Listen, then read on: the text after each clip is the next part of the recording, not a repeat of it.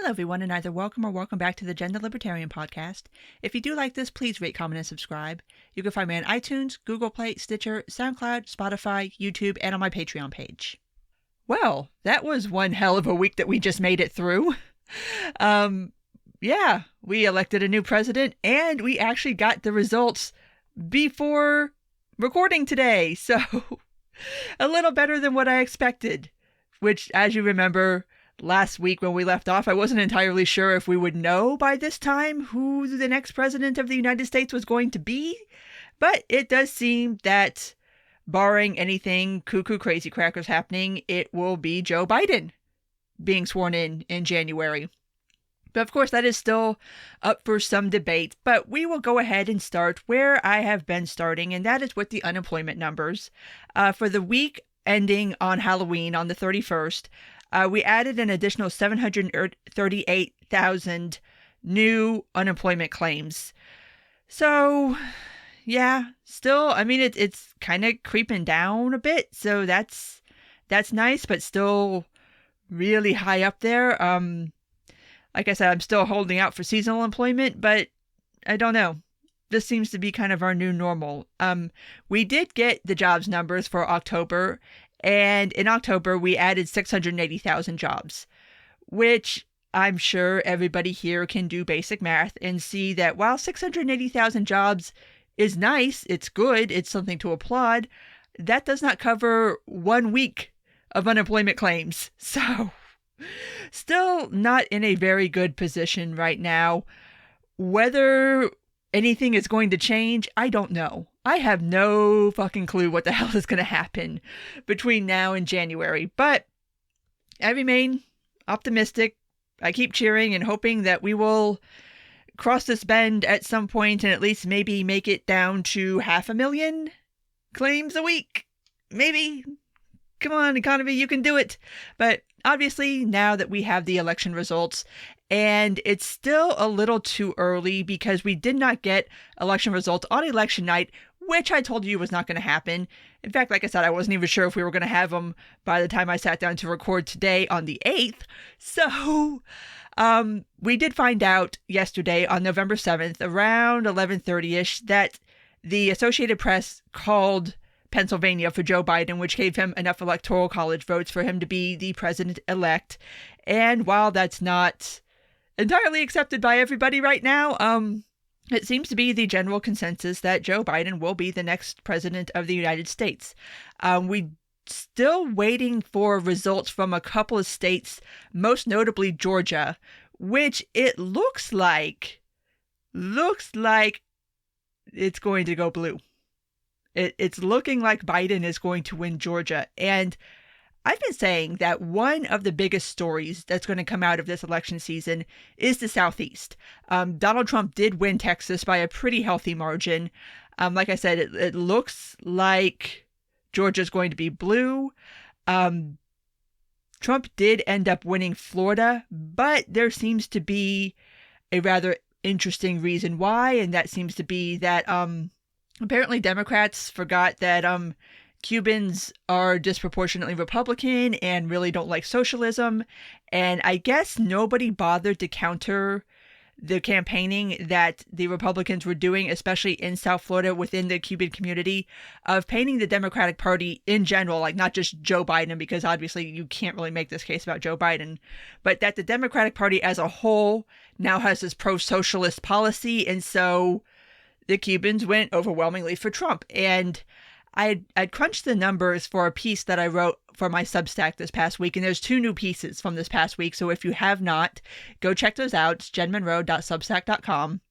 And Biden lost Florida by like 387,000 and change votes, so not a blowout win for Trump, but this is something that is kind of a big deal because if Biden would have won Florida, this race would have been over Tuesday night or Wednesday morning. As it stood, it took all the way till Saturday afternoon. And like I said, we still do not have final results. Obviously, the Trump camp is contesting various and assorted things. But yeah, like I said, it seems the general consensus is Joe Biden is going to be the next president. Yeah, I mean, I'm not happy about it. I'm not unhappy about it. I wasn't going to be happy no matter who won because I don't like either one of these guys. Biden did give his acceptance speech last night, which this is because of the whole like hyper extended election night. We have had an election night that kind of went on for almost a week. It was kind of funny that, it's like, when do you give your acceptance speech? Like, what? It was a weird week, just a really weird, drawn out, long week. And I still remain vindicated in my decision to tell everybody to go to bed at a decent hour. Because I told you we weren't going to have results. People stayed up. I'm like, no, go to bed. Just go to bed. It'll be all right. So that's where that is. One of the biggest butthurts that has come out from conservatives is that in the key battleground states of Georgia, Pennsylvania, Arizona, and Wisconsin, libertarians beat the spread between Trump and Biden.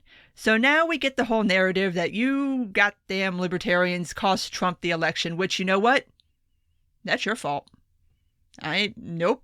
I'm done trying to save that party, y'all. You kicked us out. Hope you're happy. You decided you didn't need us. All right. We got the fuck on. Sorry. But, of course, that is going to be one of the narratives going forward. And there's already talk about what libertarians should do going forward. I've been on record and pretty damn clear about this, that as far as I'm concerned, the GOP can die in a fire.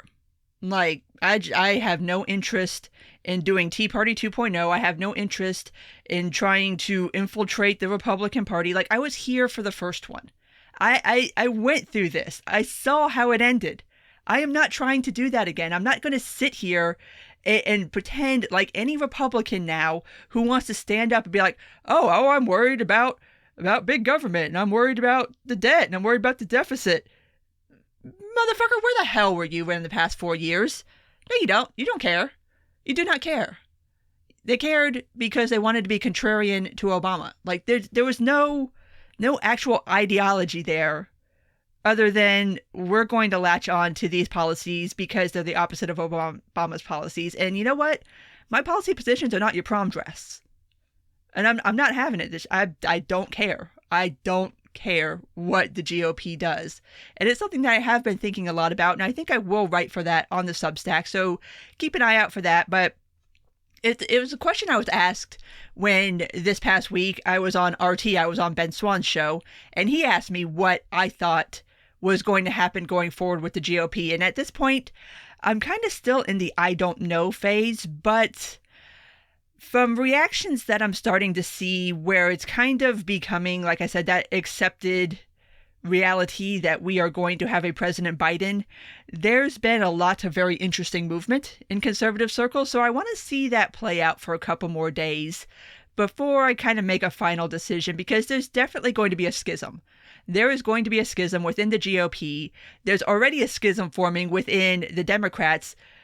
AOC couldn't even wait one damn day and let people have the Biden win before coming out and trying to attack Democrats who lost, which that's kind of another thing that came out of this election, is that while we got President-elect Joe Biden, Democrats did not pick up the Senate, and they lost seats in the House, including a couple of seats that they actually flipped in 2018. So there is quite the battle going on, and it's interesting, and I wrote about this again for the Substack. Neither party really won this election. Like, obviously, Republicans lost the presidency, but Democrats didn't gain the Senate and the House the way they thought they were going to. So now we're in this really bizarre kind of limbo situation right now where it looks like we're going to have a leaner majority Democratic House. You're going to have a Republican Senate, asterisk right there, I'll get back to that in a second, and then you're going to have a President Joe Biden.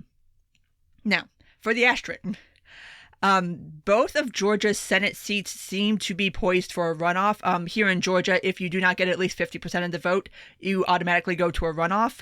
So how that's going to shake out, I don't know. So you guys are going to have to deal with Georgia's bullshit until at least January. So, buckle up, guys. It's going to be all about Georgia for the next 2 months because those 2 seats are going to determine the balance of power in the Senate. If I had to predict, you know what? No, I can't even do that. I don't know. I literally do not know what is going to happen in a runoff election. All I know is there's going to be a bunch of people dumping a whole bunch of money into Georgia to try to make whatever they want happen. And I'm going to be stuck watching political ads until January. Please feel sorry for me. I was really looking forward to never having to see Jon Ossoff again, and now I'm going to have to keep seeing Jon Ossoff until January. God. Anyway. Yeah, so right now we're in this very weird limbo spot, and AOC is already out here attacking Democrats who lost for not being progressive enough, which is a way I guess you can spin it, but it doesn't quite jibe with the reality that, I mean, first of all, the nation is not a monolith. And I'm sure there are certain places where being more progressive would play better for Democrats. There are places, obviously, like Florida, which I just discussed, where going more progressive is going to hurt the party tremendously. And there's been talk about internal discussions that have been going on within the Democratic Party and on caucus calls about how stances like defund the police and kind of more, or at least looking more pro-socialist, hurt the candidates. And that is something that they're going to have to deal with going forward. And like I said, there's no one true path for any political party, but the idea that people like AOC can't quite accept the fact that, yes, you're going to have centrist in your party if you want to get anything done, I don't know. It's going to be a big old fight. And there's going to be a big old fight in the GOP over where exactly that party goes. Like, do you stay with this kind of Trumpism sort of thing? Do you try to pivot back to the center? Do you try to go back to kissing libertarians' asses? There's a lot kind of up in the air after this election. And I gotta say, this did not really go the way I thought it was going to. Like, I softly predicted a Biden win with a lot of caveats last week, but I also assumed that Democrats would take the Senate. And I was thinking that there would be like a straight flush, and I was not looking forward to that. So this result is, I mean, I guess of all of the results that one could have, this is one of the better ones. I mean, it most certainly could be worse. It's definitely a situation where, again, depending on what happens in Georgia, not going to get a progressive agenda through the Senate, because you're going to have Mitch McConnell and the Republicans there to block it. And you also have Joe Biden, who is not a progressive. I don't care what anybody tries to paint him as. This dude is a centrist normie. And he is going to reach out to Republicans and work with them. And that's going to piss off progressives so bad. It's going to be hilarious to watch, at least over the next 2 years. Like I said, provided that Republicans do keep their majority in the Senate, to watch progressives get even more marginalized by Joe Biden and a centrist right, centrist left coalition coming together to get things done.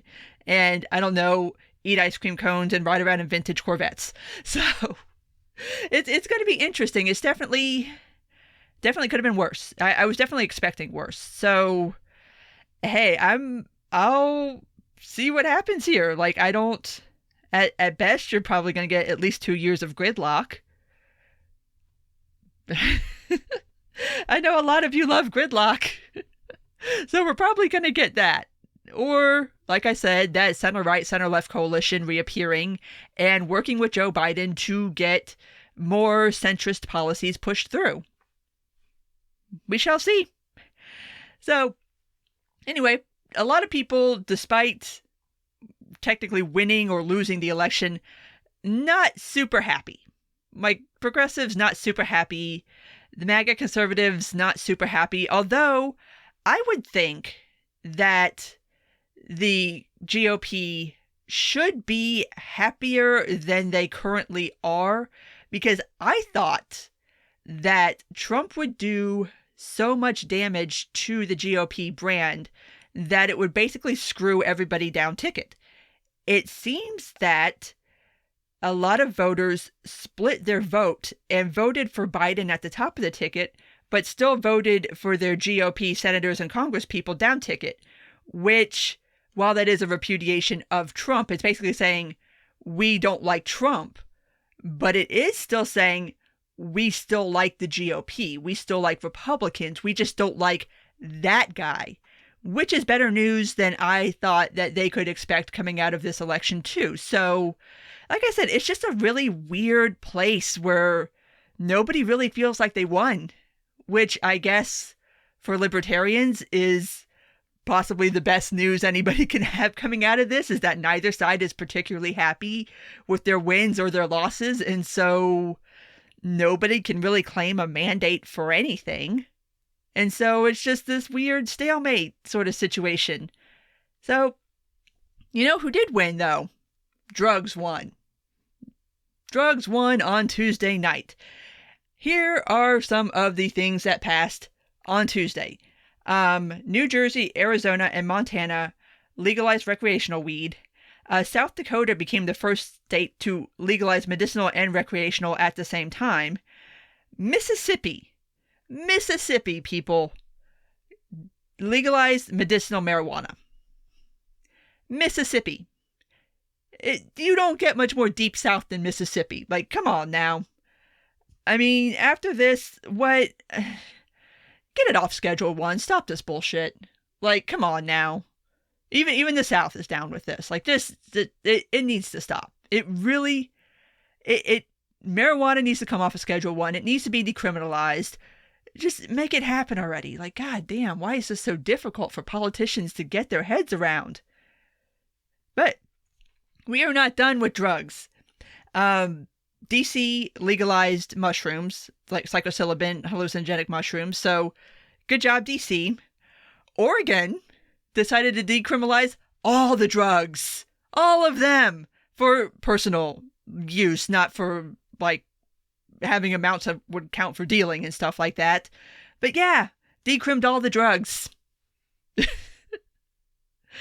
But it's funny. It's fun to laugh at that. But this does show that as much as we focus on federal elections and federal policy, that there's a lot that can be done on the state and local level, and we don't have to wait for the federal government to catch up or to get on the train or to get any of this done, although there should still definitely be pressure on the federal government to get this done. States can and are taking matters into their own hands and deciding what they do and do not want legalized in their state as far as drugs are concerned. And that's cool. Like, we forget that states can do that. So it's kind of cool to see states doing that. And it's interesting to see that the next frontier kind of seems to be more hallucinogenics, because that's been the question. Is like, okay, we've pretty much all accepted that marijuana is going to be legalized across the nation in some way, shape, or form. So what's going to be the next drug up after marijuana? And a lot of people have wondered about like MDMA and LSD, because those do have therapeutic purposes. So maybe that can go the path that marijuana did, where it kind of starts out being legalized for medicinal purposes and then you move into recreational. It looks like mushrooms might be the next one. So kind of surprising there. I mean, I do know that there have been studies, as much as studies can be done because of the illegality of the drugs in question, but I know there has been studies into psilocybin being used in therapeutic sort of regimens for mental health and stuff like that. So maybe that will be the next one up. Maybe once we get weed done, it'll be mushrooms next. Or maybe we'll just be like Oregon and decrim all the things right now. But that's great. Good job, Oregon. Good job to all of those states, and good job to everybody who voted. Two more high notes that I want to discuss before I get into the dumpster fire that was the rest of this week, and that is two votes that took place in California that I think are extremely telling. The first one was on Proposition 16, which, if you weren't aware, in California, it is illegal to employ affirmative action in hiring decisions. You cannot take into account somebody's race, their gender, their sexual orientation, any of that. Proposition 16 would have overturned that and allowed affirmative action employment practices to be practiced in California. Proposition 16 was voted down. So, in California, the voters decided that affirmative action should not be used in hiring practices. That's pretty amazing, especially when you think, like, it's California. Like, if there's any place in the world that's going to be liberal/leftist enough to have overturned that, it would be California, right? But they voted to not. And so I think that's a very telling vote on the basis of this conversation that we're having about like critical race theory and wokeness and all that. Like even this didn't even fly in California. So good luck with the other 49 states. The other interesting California vote was on Proposition 22, which this is the one that I'm assuming now overturns AB 5, which was the law that was put in place targeting freelance workers in California and trying to basically end the freelance industry in California and make everybody be employees. And this was originally, like, the whole point of this was to get at Uber and Lyft. AB 5, as it was originally written, pretty much wiped out all freelancing in California. And so different various sorts of carve-outs had to be made for this industry and that industry. The whole thing was stupid. Like, the whole idea is stupid. If people want to be freelance workers, they can be freelance workers. If they want to be employees, they can go be employees. It's not the state's business what employment arrangement you want to enter into with your potential employer. But of course, there is this progressive push that, like, especially Uber and Lyft drivers, it always seems to be about Uber and Lyft. Like, apparently they're the only people that employ freelance workers. I did not know that. Considering I am a freelance writer, so yeah, basically that got shot down. So yes, now Uber and Lyft workers in California can still be freelancers and don't have to go on a payroll, which obviously that would have pretty much killed Uber and Lyft in California. And both companies said as much. Like, they're like, well, if we have to operate under these conditions, then we won't operate in your state at all, which is always an option. Just take your ball and go home. But again, if something like AB 5 cannot stand in California, if the people of California vote that down, the chances of getting anything like that approved of on a federal level is practically nil. Like, if you can't do it in California, you're not going to be able to do it in Texas or Nebraska or Oklahoma or New York or Virginia or Montana or anywhere else. Like, if it's not going to fly in California, it ain't going to fly anywhere. So both of those votes I thought were incredibly interesting, and I'm sure more people will write about those. And it's just an interesting kind of temperature take, I think, as to where people really are on certain issues, because we get stuck in our little online bubbles and stuff like that.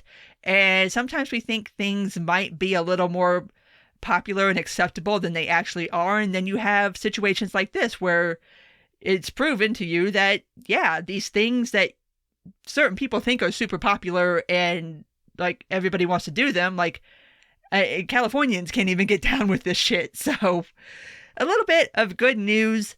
Now to move on to everything else. Let me go ahead and preface this by saying I am not at all surprised at the events of this week, except for one very notable thing. I've been telling you guys that Donald Trump was going to challenge the results of this vote, and I told you that because Donald Trump has been telling everybody that for months. So in that respect, I am not at all surprised that lawsuits have been filed, that certain narratives have been put forth, that the president has seemingly completely lost his shit on Twitter. But here's what silly me, I don't know why I thought this after all this time, but I thought that due to the fact that Donald Trump has spent months telegraphing his punches on this one, that when it was time to file the lawsuits, that there would be a more cohesive legal strategy. I thought that this would be more of a situation where the Trump team would wait for all the votes to be counted, wait for everything to come in, look at how the Electoral College shakes out, look at where it makes most sense to try to mount a legal challenge to the votes. I thought it would be handled in a more logistical way like that would make kind of more sense. That has not been what has happened. Basically, as soon as I think the first one was filed on Wednesday. Yeah. At this point, I believe it has been 9 lawsuits that the Trump camp has filed based around the idea of voter fraud, or that poll watchers were being kept out of specific polling places, or that some sort of malfeasance is going on somewhere. All of these cases have been thrown out so far due to lack of evidence. I thought, like I said, silly me, I thought they'd be a lot smarter than this. I thought this operation would be a lot more prepared and professional, because in reading some of the transcripts from some of these cases, you could just tell the judge is like, why are you here? What are we doing? Like, when you make an accusation, like I think it was one of the suits that was filed in Pennsylvania. The allegation was that Republican poll watchers were being kept out of polling places. So, of course, you go to court, like you're supposed to have evidence, right? Like you're supposed to have evidence of what you're proving. And so the judge asks, like, okay, well, how many people, how many Republicans are being poll watchers? Like, how many are being allowed in there? And the lawyer said, it's not a non-zero number. Guys, do not fuck with a federal judge. Do not mess with somebody who has the power to make your life a living hell. Do not go in front of a federal judge and make a dumbass argument like that. So it's just not a single one has stuck yet. And I'm just sitting here watching this play out. And now you've got 2 different things going on. And yeah, you've got the legal situation, which has not been good for the Trump team. Like I said, they've not had a case yet that has not been thrown out almost immediately due to lack of evidence.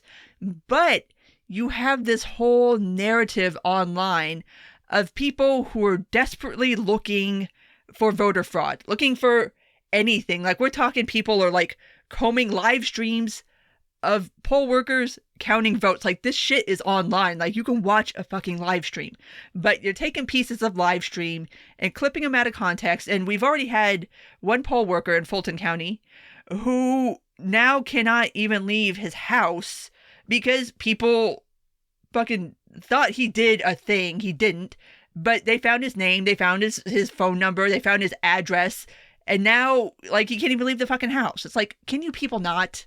Like, can you please not get somebody injured or killed over this shit? Like, but there's so many people pushing that narrative that there's something wrong. Something is clearly wrong. And the thing that everybody thinks is clearly wrong is the thing that we have been literally discussing for months. And that is the fact that, yes, on Tuesday night, you were going to get a situation that looked very favorable to Donald Trump, because in many key battleground states, Republican legislatures pushed that mail-in ballots could not be counted until Election Day. So what you had was the in-person ballots being counted first, which disproportionately favor Republicans. We discussed this. 538 wrote a piece about this very scenario that we're seeing play out back in August. Republicans voted in person because Donald Trump and Republicans launched this whole campaign against mail-in voting, whipped up everybody about voter fraud, and you can't trust it, you don't do it, you gotta go to the polls and vote. Whereas Democrats pushed the idea of mail-in voting to tell people, like, listen, don't go out to the polling places, you know, stay away, just do it through the mail, just request your ballot, send it in. So yes, obviously you have a very, very obvious partisan split between the two different forms of voting. So, like I said, Tuesday night, Wednesday morning, things were looking pretty good for Trump, because the majority of the votes that were being counted were the votes that were cast on Election Day. Then, once you start counting the mail-in ballots and you start mixing those in with the in-person results, all of a sudden things stopped looking so great for Donald Trump and started looking a lot better for Joe Biden, which everybody knew was going to happen. Or at least you should have known. Like, this was totally and completely expected. I'm not entirely sure why anybody's confused by this. I don't understand. But of course, this is being taken as some evidence of some sort of voter fraud somehow or another. Nobody has given any kind of coherent explanation. Every single instance that has been thrown up of somebody saying, oh, look at this one, this is the voter fraud, has been debunked within like 5 minutes of Google searching. Like the one about, oh, look, in Wisconsin, there's more voters than there are people on the rolls. It's like, yeah, they allow same-day voting. So does Michigan. So yes, those numbers are not going to match up. Like, there's very simple explanations for this stuff, people. But my favorite one was Sharpiegate. And that's the online rumor that started spreading that in Maricopa and Pima counties out in Arizona, poll workers were tricking... I'm sorry. That poll workers were somehow tricking Trump supporters. How would they know who they're going to vote for? I don't know. Nobody ever really explained that. But somehow they were tricking Trump supporters into using Sharpie markers, using felt tip markers to fill in their ballots. And the whole theory was that because the ink would bleed through the ballot paper, that the ballot would not be readable by the ballot reader, and then it would be thrown out. Yeah, election officials in both Maricopa and Pima County came out and said, no, using a Sharpie is perfectly fine. Those votes are fine. They go through the ballot reader, and even if not, then they get hand registered. Like, some of the shit has just been stupid. I'm sorry. It's just been fucking stupid. Like, how are you kidding me? But, of course, there are people, no doubt, due to the fact that Donald Trump has spent months promoting this narrative, that are dead set on thinking that somehow this election has been stolen by Democrats, which, if so, they suck at stealing an election. You stole the wrong one. You should have stole the one for the Senate. You should like, it's like, and that's the whole reason why progressives are so mad right now, is that they know that without the Senate, there's no point in having the executive branch. So, like, if you're going to engineer a situation to steal an election, like, make sure that you, like, steal enough that you can actually, like, wield power and get done the things you want to get done. Because as it stands right now, Democrats are kind of dead in the water. But it's just, I don't know what to say to some things sometimes. And just some of the stuff that's been circulated online, on Twitter, on Facebook, on all of it, it's just like, what the hell is wrong with you people? I don't want to go on the whole rant that I've done before about incentives and the reasons why people do the things they do. That's a whole nother rant for another day. And it's a rant that I've done before, but I'm sure I will do it again. But it's just like, come on now. There are people pushing some of this stuff that I know are smarter than that. I know they are. I know. But here we are. And so what's going to end up happening over the next week, I don't know. I'm sure there will be more lawsuits. Again, there's been yet to be anything that has had any there in the courts. And quite frankly, that's all I care about at this point. Like, you say whatever you want on social media. Like, if this can't pass muster in a court, then it doesn't fucking matter what narrative you put on social media. It ain't happening. Like, we can't even get past, like, the basic stuff, and people want to talk about taking it to the Supreme Court. I'm like, they can't even formulate a case to make it past, like, an hour's worth of questioning by a judge. I'm just like I said, I thought this effort would be way more coordinated, way more polished, way more sophisticated. I don't know what I was thinking. I should have known better. But to cap it off, Oh my God, I cannot believe this happened. I want to know the backstory of this so bad. Um, on Saturday, the Trump campaign scheduled a press conference for what was apparently supposed to be the Four Seasons in Philadelphia. Um, I, I have no clue how this happened. I don't know who fucks up this badly, but apparently they did not schedule it at the Four Seasons Hotel. They scheduled it at the Four Seasons Landscaping Company. So, and so they have to play this off, right? They have to pretend like they did this on purpose, which it's very clear this was not on purpose. Like, you scheduled a press conference at some random landscaping company where there's like a porno shop across the street. Like, really? You wanted to tell me you did that on purpose? Really?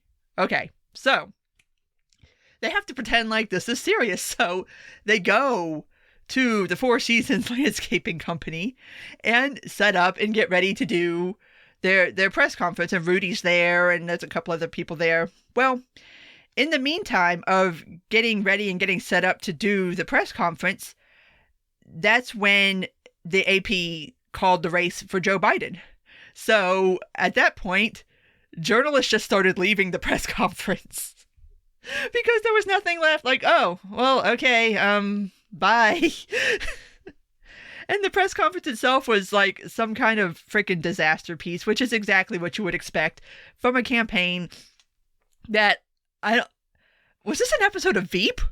Like, what the fuck did I just watch? You're doing some press conference in front of some random landscaping company about court cases that you can't win. Like, what am I watching? What are you doing? Like, just take the L. Just take the L and try to bow out gracefully as humanly possible and try to figure out a way to pivot away from this madness. Although some of us, myself included, will never let some people pivot away from this. I'm going to remember the past 4 years. I see you. But, my God, that was just like, you couldn't have scripted that. Like, there will never be anything that is more of a punchline than that. I'm just like, I don't, like, just pack it in at this point. Like, just stop. But the funny thing that has happened is the narrative around the lawsuits has changed, at least online. I don't know if this is actually coming out of the Trump camp, but I've seen a shift in what people are using to justify the reasons for these lawsuits.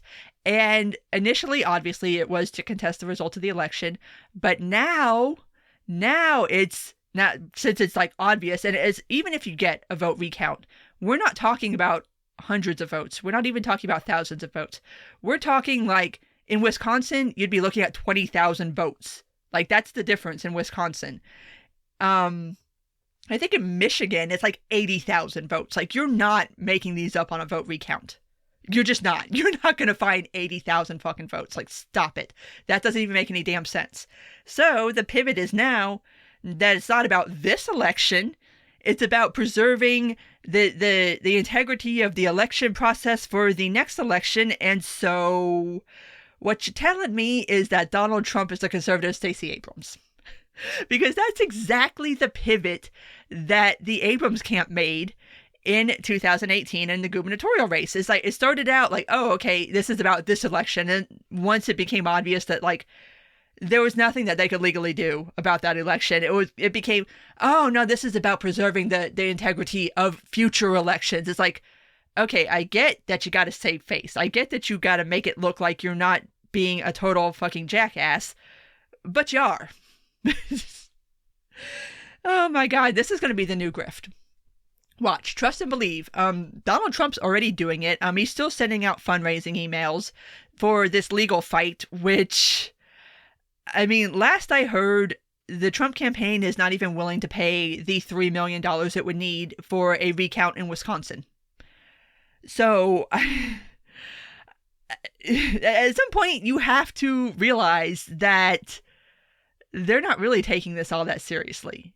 Like, if you really, really, really thought that a recount in Wisconsin would help you, you'd spend $3 million. Like, there's what's being said and what's being done are two entirely different things. And you know me, I'm going to look at what you're doing. Like, you could say whatever you want, but if you're not actually producing any kind of results, if you're not willing to pay to have the recounts done, if you cannot present evidence in a court, what do you want me to say? Like, I'm not going to back a narrative that's just completely unfounded in any kind of, like, logic or reason or evidence that can be proven in a court. Like, I don't know. Wow, this week has been quite a doozy. So, but yeah, I'm sure next week will too. Like I said, I'm sure there'll be more lawsuits. Maybe eventually we'll know who won Georgia. Maybe. But then we'll do this all again in January. Oh, so much fun. My state, trolling the whole damn nation for months because Georgia. Yeah, it's not Florida man anymore. It's Georgia man. We took Florida's place. Sorry, Florida. Oh, yeah. So at this point, I'm going to go ahead and wrap this up because I think we've gone on long enough about this dumpster fire of a week. So if you did make it this far, thank you for listening. And if you do like this, please rate, comment, and subscribe. You can find me on iTunes, Google Play, Stitcher, SoundCloud, Spotify, YouTube, and on my Patreon page. And don't forget to subscribe to the Substack. Take care, and until next time.